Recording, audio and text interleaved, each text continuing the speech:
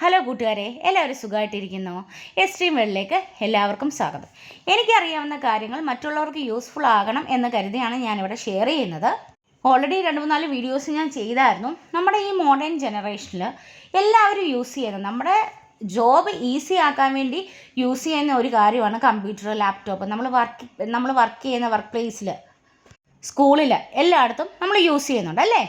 Computer എന്ന് പറഞ്ഞാൽ എന്താണ്? ഒരു ഫാസ്റ്റ് ഇലക്ട്രോണിക് ഡിവൈസാണ് അല്ലേ. അതായത് നമ്മൾ മനുഷ്യൻ്റെ ജോബ് കൂടുതൽ ഈസി ആക്കാൻ വേണ്ടി യൂസ് ചെയ്യുന്ന ഒരു ഇലക്ട്രോണിക് ഡിവൈസാണ്. ഇതിന് 3 കാര്യങ്ങളാണ് ബേസിക്കായിട്ട് വരുന്നത്. അതായത് basic organisation of A computer എന്ന് പറഞ്ഞു കഴിഞ്ഞാൽ, ഒന്ന് input unit, processing unit, output unit. അതായത് യൂസറായ നമ്മൾ ഇൻപുട്ട് യൂണിറ്റിൽ ഒരു ഡേറ്റ കൊടുക്കുന്നു.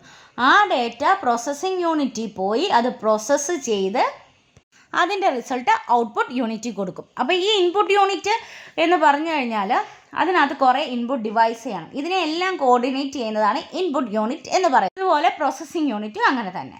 ഔട്ട്പുട്ട് യൂണിറ്റും എന്താണ്? കുറേ ഔട്ട്പുട്ട് ഡിവൈസ് അതിനകത്തുണ്ട്. അപ്പോൾ ഓൾറെഡി നമ്മൾ ഇൻപുട്ട് ഡിവൈസ് ഏതൊക്കെയാണ് എന്ന് ഓൾറെഡി ഒരു വീഡിയോ ചെയ്തിട്ടുണ്ട്.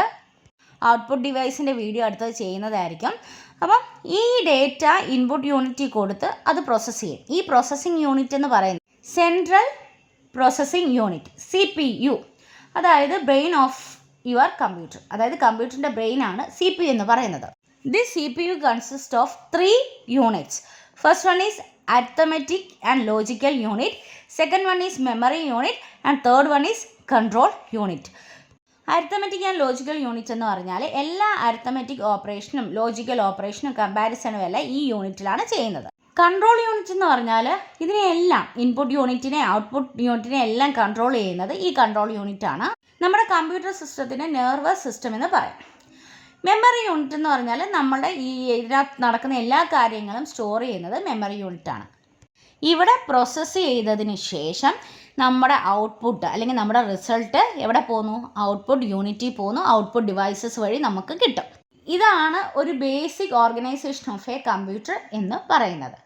അപ്പം അടുത്ത വീഡിയോയിൽ ഔട്ട്പുട്ട് യൂണിറ്റിനെ പറ്റിയും ഔട്ട്പുട്ട് ഡിവൈസസ് ഏതൊക്കെയാണെന്നും നമുക്ക് നോക്കാം അല്ലേ. Okay, thank you.